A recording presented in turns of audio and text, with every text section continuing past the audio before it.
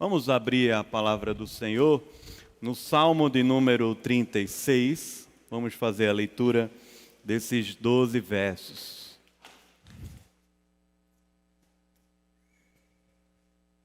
Salmo de número 36. Nós temos usado aqui a versão Almeida, Nova Almeida Atualizada. Ele diz assim no Salmo de número 36. Há no coração do ímpio a voz da transgressão. Não há temor de Deus diante de seus olhos, porque a transgressão o lisonjeia a seus olhos. Ele diz que a sua iniquidade não há de ser encoberta nem detestada. As palavras de sua boca são maldade e engano. Deixou de lado o discernimento e a prática do bem. No seu leito, planeja maldades, detém-se em caminho que não é bom e não rejeita aquilo que é mal. A tua misericórdia, Senhor, chega até os céus. A tua fidelidade vai até as nuvens. A tua justiça é como as grandes montanhas. Os teus juízos são como um abismo profundo. Tu, Senhor, preservas as pessoas e os animais. Como é preciosa, ó Deus, a tua misericórdia. Por isso os filhos dos homens se abrigam, se acolhem à sombra das tuas asas. Fartam-se da abundância da tua casa, e na torrente das tuas delícias lhes dás de beber. Pois em ti está a fonte da vida. Na tua luz nós vemos a luz. Estende a tua misericórdia aos que te conhecem e a tua justiça aos retos de coração. Não deixes que os pés dos soberbos me esmaguem, nem que a mão dos ímpios me obrigue a fugir. Tombaram os que praticam a iniquidade. Foram derrubados e não conseguem mais se levantar. Amém. É a palavra do Senhor. Vamos fazer mais uma oração também, aproveitar esse tempo para intercedermos ao Senhor pela nossa igreja, intercedermos por irmãos que estão enfermos. Os irmãos oraram por mim hoje pela manhã, eu tenho estado com uma virose, uma amidalite. Orar pela nossa liderança, pelos pastores, presbíteros, diáconos, orar pelo nosso país também, interceder ao Senhor, colocar toda a nossa vida diante do Senhor. Senhor, nosso Deus, nosso Pai, nós honramos, adoramos e glorificamos aqui o Teu nome, Pai. O Senhor é excelso, majestoso, maravilhoso. Obrigado, Senhor, por estarmos juntos nesse ato, Senhor, que é o maior ato que podemos fazer enquanto vivos aqui, prestar culto ao único e verdadeiro Deus, ao Rei dos Reis, Senhor dos Senhores. Nós queremos aqui, Senhor, colocar diante de Ti a nossa vida, interceder ao Senhor pela nossa família. Senhor, abençoa-nos, Pai. Abençoa, Deus, cada família dessa igreja. Põe Tua mão, Senhor, sobre os casamentos, as dificuldades, as lutas. Abençoa, Senhor, os filhos, as relações familiares. Senhor, que o Senhor, por Tua graça e misericórdia, nos ajude, Senhor, para que a gente possa seguir firme na Tua palavra. E lutando, Senhor, contra os dardos inflamados do maligno, contra a família que é do Senhor. Também queremos colocar diante de Ti, Pai, a nossa igreja, o conselho, a junta diaconal, cada irmão que faz parte aqui. Que o Senhor abençoe e guarde, que possamos, Senhor, ouvir sempre a Tua voz. Aviva-nos, Senhor, vivifica o nosso coração, para que a gente possa estar, Senhor, sempre animado, Senhor, e pronto para toda boa obra que o Senhor tem para cada um de nós. Queremos colocar diante de Ti os nossos irmãos enfermos, famílias que estão agora preocupadas, algumas que nem puderam estar aqui hoje conosco.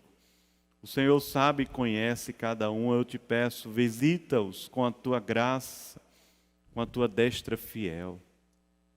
Queremos interceder também, Senhor, pelo nosso país, Esse momento, Senhor, de tensões políticas, pedimos a Tua paz, a Tua direção, a Tua condução, Senhor. Que o Senhor guarde o nosso coração em todo o tempo. Nos abençoa, Pai, nós te pedimos, nós rogamos. Pedimos também que por Tua misericórdia o Senhor nos alcance com a Tua palavra aqui essa noite. Em nome de Jesus. Amém. E amém. Amém.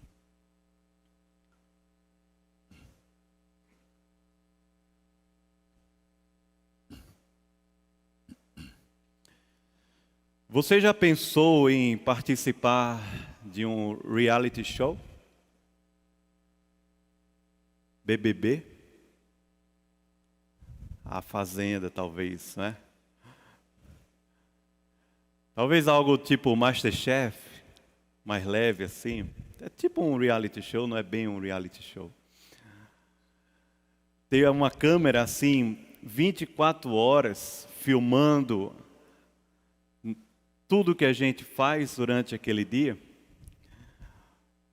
Big Brother ou A Fazenda. Sempre tem confusão. Ou como a turma diz, sempre tem treta. Das mais diversas possíveis. Mas imagine se nós tivéssemos uma câmera ou um chip filmando, ou melhor, projetando assim para alguém, ou ao vivo na televisão, tudo que passa dentro da nossa mente, dentro do nosso coração. Todos os nossos pensamentos e sentimentos internos passando assim ao vivo para todo o Brasil, talvez até para todo mundo. Ia passar muita loucura, não ia não? O que é que você acha? Muita coisa assim ruim que passa dentro da gente. Já pensou em participar, por exemplo, de um reality show no estilo de uma série da Netflix chamada Round 6? Não sei se você assistiu ou já ficou sabendo dessa série, mas você pode se inscrever, segundo a Netflix, o valor do prêmio é 24 milhões de reais. Mas o estilo não é um estilo assim tão simples, tão fácil. Essa série que passou, né, em 2021, naquele mesmo ano de 2021, quase todos os assinantes assistiram aquela série. Se você é assinante da Netflix e não assistiu, eu e você somos duas exceções. Quase todo mundo assistiu. Assisti uma coisa ou outra, não consegui acompanhar tudo. Mas foi um fenômeno essa série, que é mais ou menos a seguinte: 456 pessoas endividadas foram convidadas a participar de uma competição mortal, onde eles teriam a chance de ganhar um prêmio, aproximadamente 200 milhões de reais. Mas ou você ganha o prêmio, ou você perde a sua vida. Algumas frases que foram faladas naquela série foram as seguintes: a vida é como um jogo, todos nós somos jogadores. Ou você joga com eles, ou eles vão jogar com você. Qual o preço da verdade e quanto custa uma mentira? Isso aqui é um inferno. Quais são as regras desse inferno? Que série maluca é essa da Netflix? Gente morrendo, participando de um jogo mortal para ganhar um prêmio, sem saber exatamente o que é verdade e sem saber exatamente o que é mentira. Talvez você nem assistiu, nem queira assistir essa série, mas você sabe muito bem que nós vivemos tempos em que fica até difícil saber o que é verdade e o que é mentira. Nós vivemos em um mundo quebrado. Até as coisas boas da vida da gente tem uma partículazinha de coisa ruim. O Emílio Garófalo, pastor, que escreveu vários contos o ano passado, num deles ele falou mais ou menos o seguinte: sempre tem coisa boa no meio de coisa ruim. Sempre tem coisa ruim também no meio de coisa boa. Às vezes, até as melhores lembranças da vida da gente, elas têm uma pitadinha de coisa ruim. A gente vive assim num mundo esquisito, estranho. Coisas ruins acontecem todos os dias. E elas não acontecem apenas fora da gente, não acontecem apenas quando a gente está assistindo a televisão, elas acontecem dentro do coração da gente. O Salmo 36 nos põe dentro desse mundo. É o mundo dos perversos.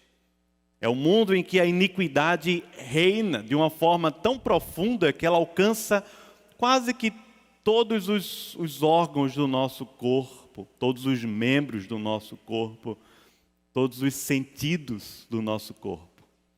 Mas o salmista, no Salmo 36, ele não para nesse mundo maluco que a gente vive. O salmista, ele começa com os perversos, ele avança para o amor pactual de Deus para conosco, ele ora para que esse amor permaneça em sua vida, e então ele olha novamente para o destino dos perversos. É como se o salmista estivesse olhando assim para a realidade ao seu redor, ela não está muito boa. Então ele olha para Deus e o seu amor. Daí ele ora para que permaneça nesse amor. E então ele olha novamente para a mesma realidade. A realidade não mudou, mas o coração do salmista mudou. Esse Salmo 36, ele tem um gênero literário assim múltiplo. Ele começa com elementos de sabedoria nos versos de 1 a 4. Torna-se um hino nos versos de 5 a 10. E no final nós vemos um grande lamento. Os salmistas sabiam muito bem que dificuldades existem. Tanto que os salmos, o João Calvino dizia que é como a anatomia da alma. Nós, quando lemos os salmos, nós estamos lidando com sentimentos, percepções, problemas que são muito atuais. O mundo dos salmos era um mundo vicioso. O mal social, pessoal, interno, as lutas do coração, os males da vida em sociedade, até mesmo da política, eram desenfreados no mundo dos salmistas. Às vezes, até os inocentes sofriam. Pessoas justas sofriam injustiças imensas no mundo dos salmistas. Mas eles nos ensinam o bom caminho de nos voltarmos novamente para essa fonte de vida, para que nessa fonte de vida nós possamos saciar o nosso coração, nos alimentar com o verdadeiro pão e caminhar nessa vida escura com a verdadeira luz do Senhor, Salvador da nossa vida, o Senhor Jesus. O Salmo 36, ele está dividido em 4 partes, eu queria que você acompanhasse comigo. Primeira parte, nos versículos de 1 a 4, quando nós vemos aqui como uma espiral descendente. Nós temos aqui uma espiral nesse salmo, nos versículos de 1 a 4, e ela parece que vai piorando. Como no Salmo 1, você lembra do Salmo 1? Uma advertência. A advertência é do Salmo 1, bem-aventurado o homem, ele diz lá, que não anda no conselho dos ímpios, não se detém no caminho dos pecadores, nem se assenta na roda dos escarnecedores. Há uma espiral descendente, não anda, não se detém, não se assenta. É bem-aventurado que não faz isso. No Salmo 36 nós temos uma espiral descendente também a respeito do caráter dos ímpios. Versículos de 1 a 4. Desse texto em que nós podemos encontrar a aliança de Deus em um mundo quebrado. Versículos de 1 a 4, o salmista diz para a gente assim: há no coração do ímpio a voz da transgressão, porque não há temor a Deus. Esse é o grande mal do coração do ímpio. Não se teme mais a Deus. O temor de Deus foi embora, e o que é que vai sobrar com isso? Ele continua dizendo, porque a transgressão o lisonjeia a seus olhos, ele diz que a sua iniquidade não há de ser descoberta nem detestada. Versículo 2, a falta do temor de Deus fez com que o coração do ímpio caísse num alto engano. O alto engano é o seguinte: ninguém vai descobrir, ninguém vai ficar sabendo isso que eu estou fazendo. A falta de temor de Deus faz o nosso coração cair em um alto engano. Nós vamos ficando cegos porque não há temor de Deus diante dos nossos olhos. Versículo 3 nos diz que esse auto-engano, isso que estava escondido, não fica mais escondido porque a boca fala do que o coração está cheio. Versículo 3, o salmista nos diz que as palavras da sua boca, ou seja, agora elas estão sendo externalizadas, elas são maldade e engano. Já não tem mais discernimento, já não sabe mais discernir a respeito do bem. No versículo 3. Já não sabe mais o que é bom e o que é ruim, nem para si mesmo, nem para sua família, nem muito menos para o povo de Deus. Não há discernimento. Essa cegueira nos olhos, ou melhor, essa cegueira no coração, ela vai atingindo todos os sentidos do nosso corpo e da nossa alma. Vai destruindo a nossa maneira de enxergar a realidade, vai destruindo a nossa maneira de escolher, de discernir. A nossa mente vai ficando confusa. A gente não sabe mais o que é bom e o que é ruim. A nossa mente vai ficando pervertida. Às vezes a gente não está nem mais se reconhecendo. Como é que eu cheguei a esse ponto na minha vida? Ou como é que o ser humano chega a esse ponto na sua vida? É o que o salmista está falando para a gente. Essa é a realidade desse mundo quebrado e caído e depravado que nós vivemos. Que Gênesis capítulo 3 nos colocou por causa do pecado e da desobediência a Deus, daquela rebelião do ser humano querendo viver uma vida de autonomia e querendo ser igual a Deus. Esse é todos nós, todo o nosso coração que nasce em pecado tão distante de Deus. Esse é o mundo que nós vivemos e tão quebrado ao nosso redor, de todas as formas, tentando sugar a nossa alma para que a gente viva também debaixo dessa realidade. Uma realidade em que não há mais o temor de Deus, o auto-engano. E agora, não é mais algo escondido, está sendo posto para fora. No versículo 4 ele diz que quando deita a cabeça no travesseiro, a sua mente planeja a maldade, detém-se em caminho que não é bom e não tem mais força para rejeitar aquilo que é mal. Mesmo na sua cama, os ímpios tramam o mal. Essa é a realidade que o salmista nos coloca. Na sua cama, eles não conseguem mais pensar em outra coisa a não ser o próximo passo nessa espiral descendente para o mal.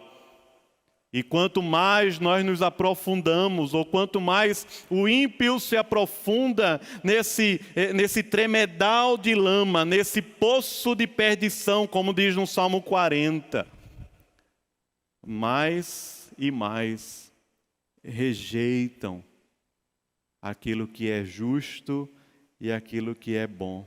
Não conseguem mais rejeitar o que é errado. Aqui os verbos são postos para nós no imperfeito, que dão a ideia de que isso é um ato contínuo. Eles continuamente vivem dessa forma. É assim todo aquele que não conhece a Deus. É assim o mundo que nós vivemos. Essa é a realidade que está não somente ao nosso redor, mas potencialmente em nosso coração. porque todo o nosso coração é corrupto, desesperadamente enganoso. Mas o salmista não para por aí. O Salmo de número 36, ele não para nessas palavras de sabedoria. Ele não é aquela série que termina no momento em que as coisas estão dando tudo errado. O Salmo de número 36 não termina a história aí, e graças a Deus por isso, pela sua graça e pela sua misericórdia, que por causa delas nós não estamos fadados a vivermos uma vida eterna sem Deus, presos no cativeiro do nosso próprio coração enganoso.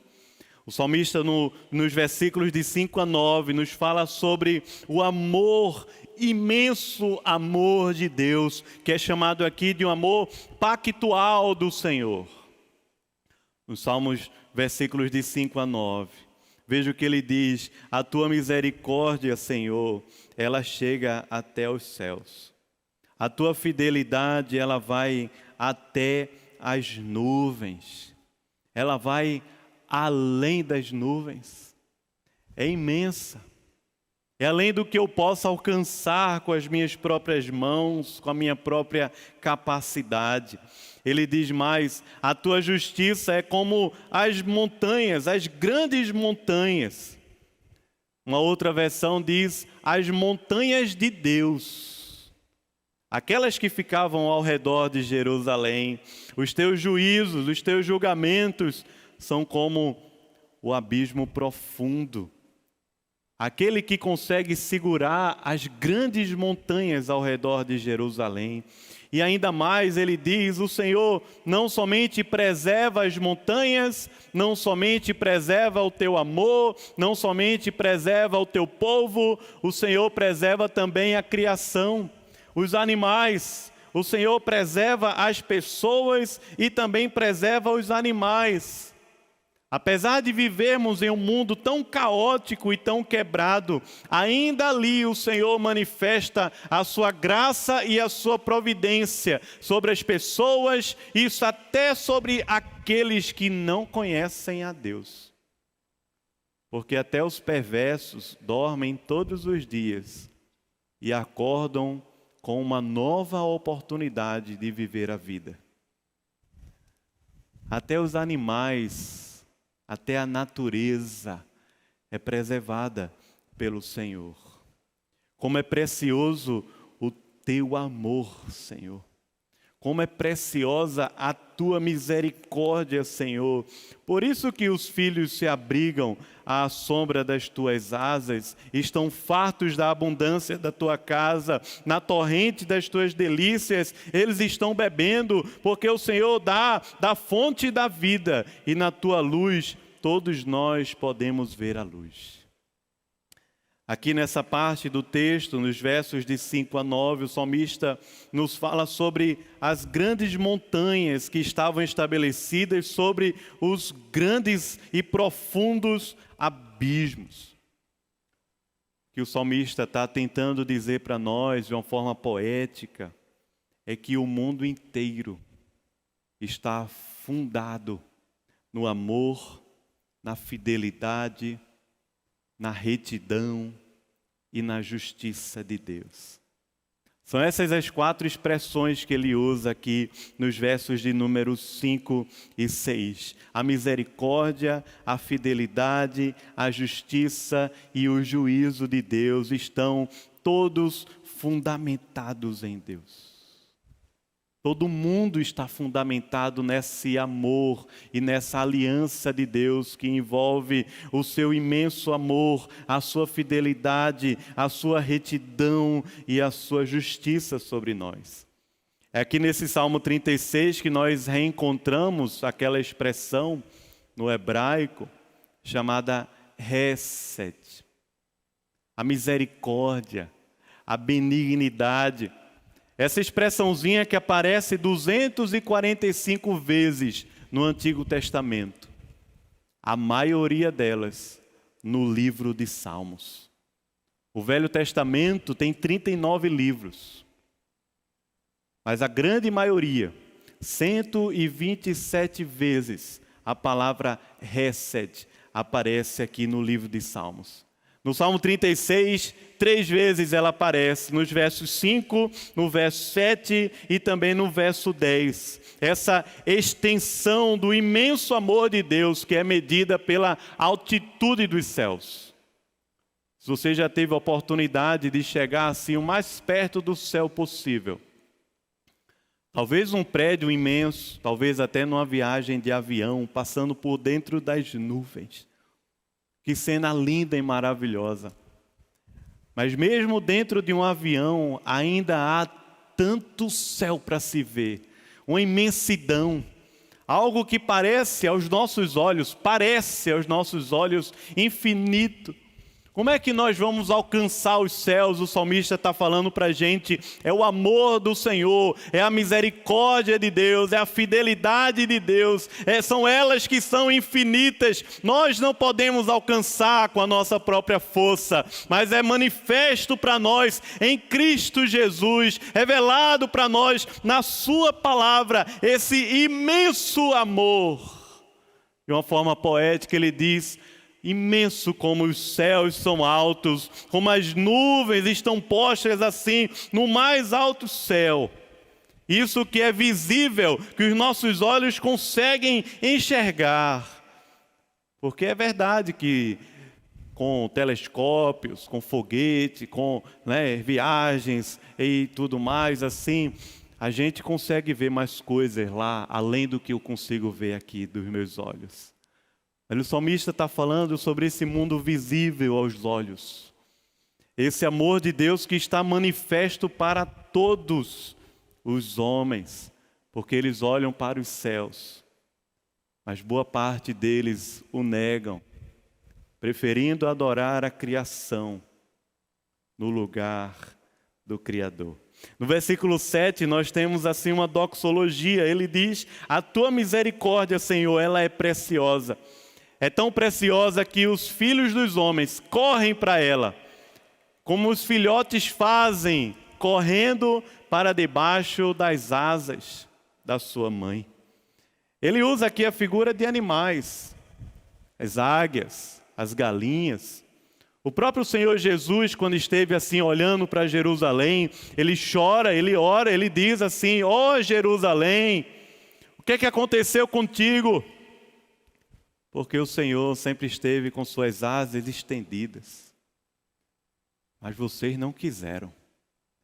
O salmista nos coloca aqui dentro dessa esfera de intimidade, de proteção, dizendo para nós que esse amor e esse cuidado de Deus é precioso, é para nós uma proteção imensa, como os filhotinhos sentem quando estão debaixo das asas dos seus pais. Ou quando criança, você tinha aqueles pesadelos de noite e corria para a cama do seu pai e da sua mãe. Se você tem filhos, sabe, porque eles também fazem isso. Eles sentem ali seguros para dormir. Seguros para dormir, mesmo em situações adversas. Mesmo em situações adversas. Certa vez, quando morávamos em um apartamento no 22º andar, houve um alarme de incêndio. O prédio tinha 24 andares. Eu não estava em casa. Eu estava numa reunião fora, em outra cidade. Minha esposa ligou para mim e disse, está tocando alarme de incêndio, eu vou descer. Eu falei, como é que você vai descer? O celular dela descarregou. Meu Deus, foi tenso aquele dia. Eu não tinha o que fazer, só orar. Já é muito. Mas o fato é que minha esposa desceu 22 andares com a mais velha, Júlia. Luísa, mais novinha, estava dormindo. Ela pegou no braço, desceu 22 andares. Todo mundo descendo, o alarme de incêndio estava tocando. Foi alarme falso, tá, irmãos? Foi alarme falso. Graças a Deus por isso. Mas a tensão era presente. Quando chegou lá embaixo, sabe o que se percebeu? Nossa filha continuou dormindo. Ela não tinha percepção do perigo que estava rondando, da situação. Ela continuou dormindo no braço da sua mãe, porque ela tinha ali plena confiança e segurança. Essa imagem que o salmista está relatando aqui para a gente. E não somente isso, como também uma abundância. No versículo 8 é trazido aqui a expressão das delícias, de abundância que nós podemos nos fartar na casa de Deus e na torrente das tuas delícias o Senhor nos dá de beber. Veja que o salmista está falando aqui no verso 8 sobre o Éden. A expressão das delícias aqui é dessa imensidão de prazeres que o Senhor criou para nós lá no Jardim do Éden, fazendo uma alusão ao Jardim do Éden. O salmista no versículo 8 nos fala sobre a abundância que vem da presença de Deus. Porque o Senhor nos dá de comer, o Senhor nos dá de beber, o Senhor nos dá da sua perfeita e completa plenitude. O seu rio transborda sobre o nosso coração. É nele que nós temos a fonte da nossa vida. É nele que nós temos a nossa luz. É por isso que no versículo 10 o salmista ora. A oração do versículo 10 é: Senhor, prolonga isso. Nesse mundo tão difícil que eu estou vivendo. Não permita, Senhor, que seja apenas no culto do domingo, onde nós nos reunimos como povo de Deus. Lembramos que nós somos pecadores também, confessamos os nossos pecados a Deus. Recebemos a sua graça e misericórdia, o seu perdão, e respondemos a Ele com cântico e com gratidão. Ouvimos a sua palavra, muitas vezes celebramos a mesa do Senhor, comemos e bebemos da ceia do Senhor, nos fartamos espiritualmente, nós estamos aqui vivendo as delícias do Senhor, um pouquinho dessa árvore da vida que nos aguarda no paraíso de Deus. É tão bom quando estamos aqui juntos. Mas o salmista ora dizendo: Senhor, preserva isso ao longo da semana, ao longo dos meus dias, para que mesmo eu vivendo nesse mundo louco e perverso, o meu coração continue encontrando morada, segurança, plenitude de paz e alimento na tua presença. Prazer em Deus. Mesmo nesse mundo caótico que nós vivemos, os meus olhos continuem enxergando o teu amor, como os céus são mais altos do que eu consigo imaginar. Que os meus olhos não fiquem olhando apenas as dificuldades e lutas, mas consigam enxergar a misericórdia do Senhor que se renova todos os dias, a cada manhã que nós acordamos. Versículo 10, ele ora, essa oração é: Senhor, preserva isso, estende a tua misericórdia, esse amor pactual de Deus, essa benignidade de Deus. Ele diz: estende ela aos que te conhecem, e a tua justiça aos que têm um coração reto e sincero.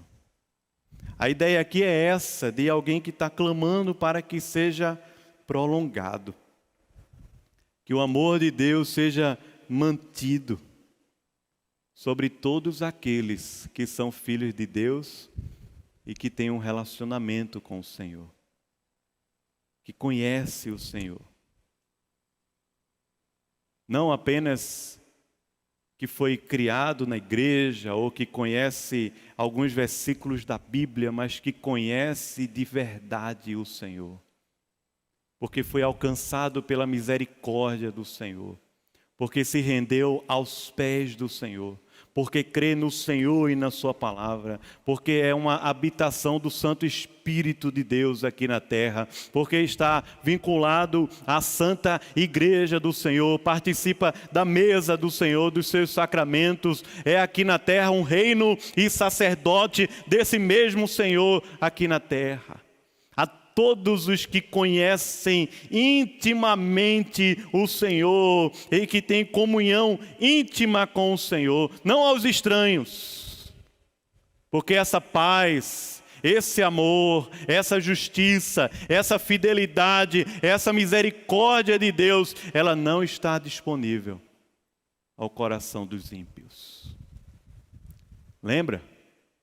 Não há temor de Deus diante dos seus olhos. Não há. Eles não conhecem. Podem ter até otimismo, mas não sabem o que é viver pela fé. Eles podem até fazer escolhas certas, como em nossa confissão de fé nos diz, no capítulo 16. Os ímpios podem até fazer escolhas certas, mas com as motivações idólatras. Mas quando eles fazem escolhas erradas, eles serão julgados ainda mais por essas escolhas erradas que prejudicam a eles, prejudicam também aos outros. Na última parte do Salmo, nesse mundo quebrado que nós vivemos, versículos 11 e 12, o salmista descreve para nós justamente o destino dos perversos. E ele ora mais uma vez: proteja-me, Senhor. Livra o meu coração, porque eles estão tropeçando ao meu lado. Mas protege, livra o meu coração e os meus pés da queda. Nos versos 11 e 12 ele diz assim: não deixes que os pés dos soberbos me esmaguem. Não deixe, Senhor, que a mão dos ímpios seja tão pesada sobre mim, que eu tenha que fugir da minha casa, da minha cidade, da minha terra, da minha parentela. Senhor, não permita isso. Tombaram os que praticam a iniquidade, no verso 12 ele diz, foram derrubados e não conseguem mais se levantar. O pensamento aqui dos perversos tramando métodos nocivos contra nós, os justos. Lembra justamente o início do Salmo. Mas ele ora assim por proteção. Senhor, livra-me contra as mãos, contra os pés dos perversos. Não deixa que por causa dele eu tenha que me mudar. Não deixa que por causa deles eu seja esmagados. Senhor, não permita isso. Interessante porque nesse salmo nós temos uma anatomia dos ímpios. O pé e a mão aparecem aqui. Os olhos, a boca, o pé e a mão aparecem lá nos versículos iniciais. O salmista está descrevendo para a gente uma totalidade, uma total dedicação a propósitos maus, sinistros, escabrosos. As mãos e os pés, os olhos e a boca. O ímpio por inteiro trama contra o Senhor e contra nós, o seu povo. Eles estão lá, eles estão caindo. É breve, a vitória deles é breve, o sorriso deles é breve. A inconstância é presente nessa caminhada dos ímpios. Aqui ele não diz quando eles vão tombar, de que forma, mas eu e você sabemos. Porque em Apocalipse, no capítulo 18, o Senhor nos diz: caiu, caiu a grande Babilônia. No Salmo de número 37, quando o salmista, a gente vai estudá-lo, quando o salmista está assim dizendo: Deus, como é que o ímpio prospera e o justo não? Como é que as coisas estão funcionando para aqueles que não te conhecem, que não te honram, que têm um coração perverso, que não temem o Senhor, e os ímpios e os justos estão sofrendo? Como, Senhor?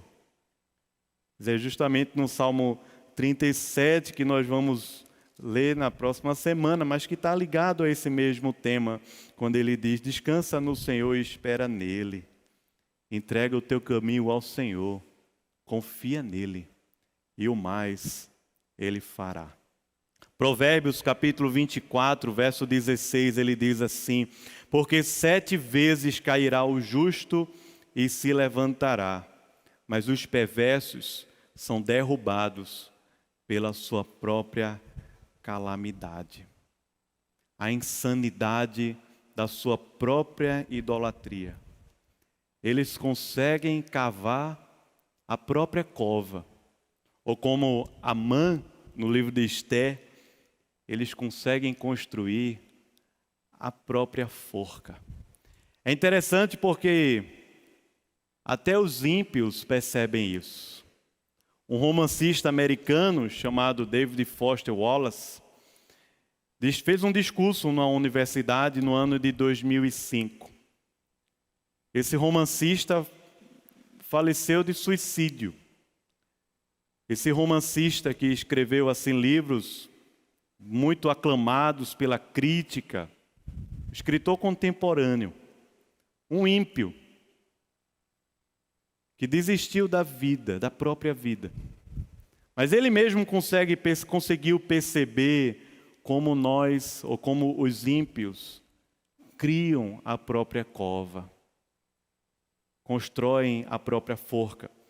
Nesse discurso no Kenyon College, em 2005, o David Foster Wallace ele falou o seguinte: a razão convincente para escolher talvez algum tipo de Deus ou alguma coisa espiritual para adorar é que praticamente qualquer outra coisa que você vai adorar vai te comer vivo, é o que ele diz. Se você adorar o dinheiro e as coisas, essas coisas onde você coloca o verdadeiro significado da sua vida, então você nunca sentirá que tem o suficiente. Então faça o seguinte: adore o seu corpo, a sua beleza e a atração sexual, e você sempre se sentirá feio. E quando o tempo e a idade começarem a impactá-lo, você morrerá 1 milhão de mortes antes de elas finalmente chorem a sua perda. Adore o poder, então, e você acabará se sentindo fraco e com medo, e precisará de cada vez mais poder sobre os outros para entorpecer o seu próprio medo. Adore o seu intelecto, ele diz, e você acabará se sentindo como uma fraude, sempre prestes a ser descoberto.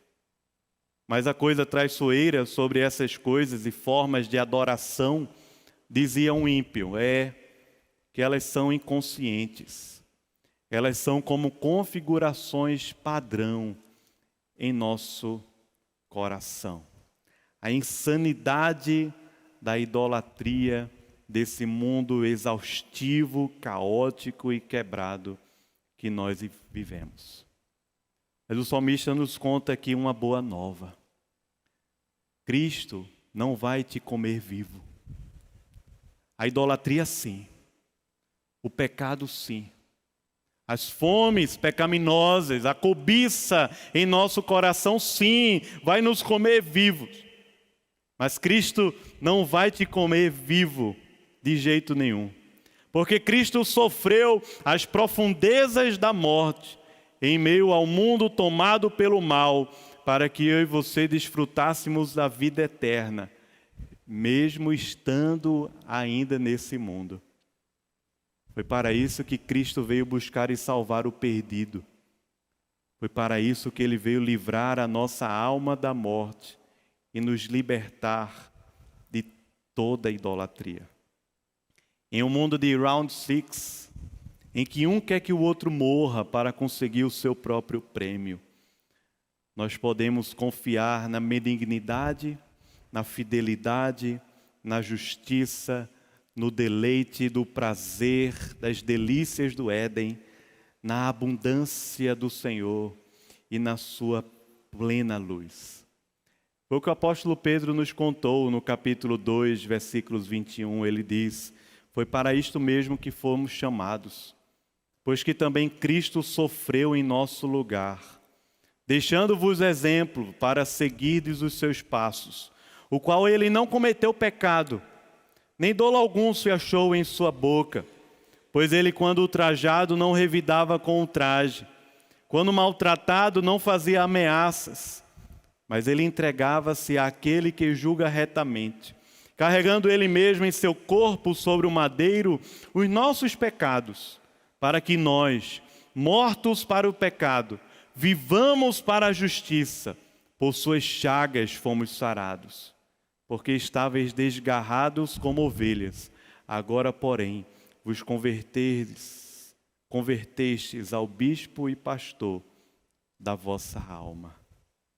O amor, a benignidade, a fidelidade e a justiça de Deus, elas transbordam em Cristo, mesmo estando nesse mundo tão estranho como o que nós vivemos. Nós vivemos nesse mundo, nós batalhamos nesse mundo, não com as armas carnais, mas batalhamos nesse mundo com as armas espirituais, que são poderosas em Deus. Que o Senhor nos abençoe, irmãos. Que o Senhor nos faça viver de fato debaixo dessa graça e aliança do Senhor. Quem sabe é você que está aqui essa noite, vivendo uma vida em que não há mais temor a Deus. O engano tomou conta do seu coração. A sua boca, ela já não consegue mais se calar diante da perversidade do seu próprio coração. A sua mente não consegue mais pensar outra coisa a não ser o pecado. É aqui na mesa do Senhor, no trono da graça, no altar de Deus, que eu e você podemos encontrar salvação, perdão, reconciliação, restauração, para vivermos uma vida debaixo desse amor que permanece em nós, em Cristo Jesus. Superabunda, porque onde abundou o pecado, superabundou a graça. Que o Senhor nos abençoe, irmãos. Amém. Vamos orar ao Senhor. Se você puder fechar os seus olhos, baixar a sua cabeça.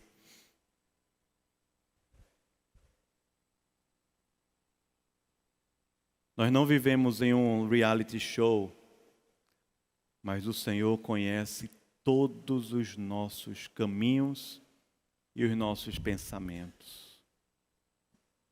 Clamemos a Ele por sua misericórdia e graça essa noite.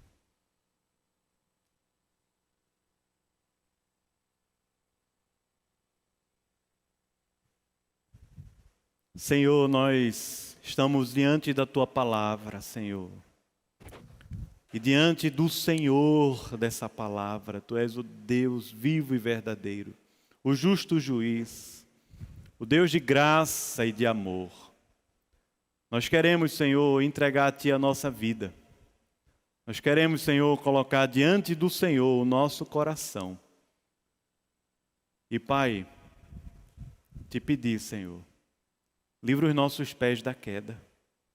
Livra-nos, Senhor, de nesse mundo tão difícil, o nosso coração ser de novo atraído para o caminho dos ímpios, para a roda dos escarnecedores. Senhor, livra o nosso coração, Senhor. E dá-nos a graça de sermos aqui, Senhor, como instrumentos. Teu povo, Senhor, que transborda as Tuas misericórdias, o Teu amor, a Tua fidelidade, a Tua justiça, a Tua paz. Ó Senhor, obrigado pelo Teu amor e fidelidade, Senhor, que são imensos e gigantes. Infinito é o Senhor. Apesar de nós e dos nossos pecados, o Senhor continua sendo fiel em todo o tempo. Mas diante de Ti nós queremos, Senhor, esse tempo em que paramos como povo do Senhor para Te adorar, Te pedir, ó Deus, prolonga, Senhor, a Tua presença sobre nós. Prolonga-nos, Senhor, a Tua misericórdia sobre os nossos dias que são maus e difíceis. Estende sobre nós a Tua fidelidade. Sobre nós, a nossa casa, a nossa igreja e também o nosso país. Nos abençoa, Senhor. Em nome e para a glória do Senhor Jesus. Amém. Amém. Recebei a bênção, irmãos. Que a graça maravilhosa do Senhor Jesus Cristo, o amor de Deus, o nosso querido e amado Pai, a bênção, a comunhão o poder, a amizade do Espírito Santo da promessa, seja sobre nós, o seu povo, hoje e para todos sempre. Amém.